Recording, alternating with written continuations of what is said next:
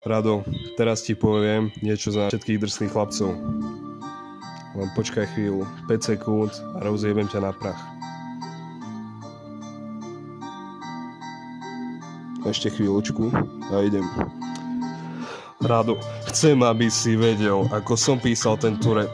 Na hezli som sedel, nemal si sa narodiť, oco si mohol radšej vyhoniť. Teraz nám sťažuje životy, lebo si iba škaredý sociopat. Nemáš vôbec žiadne hodnoty, z huby ti ide iba smrad. A vec je teraz taká, že ťa už nemám rád. Podlizuješ sa mrazíkoje, lebo nič iné nevieš. Keď si zašpiníš veci, potom si ich v rukách perieš. Pamätáš, keď som ti vtedy roztiahol mikinu? Vyzeral si ako zemiak vo vreci, chcel si volať maminu, no teraz ju nosíš, lebo nemáš iné veci. Chodíš stále v tom istom ako žebrak na ulici. Trenky u vás dedíte po generácie, každý semanovec je hanba populácie. Viem, že ti je trapne, no mne to je jedno. Si nevyvinutý a na hlave máš geňo Radoslav.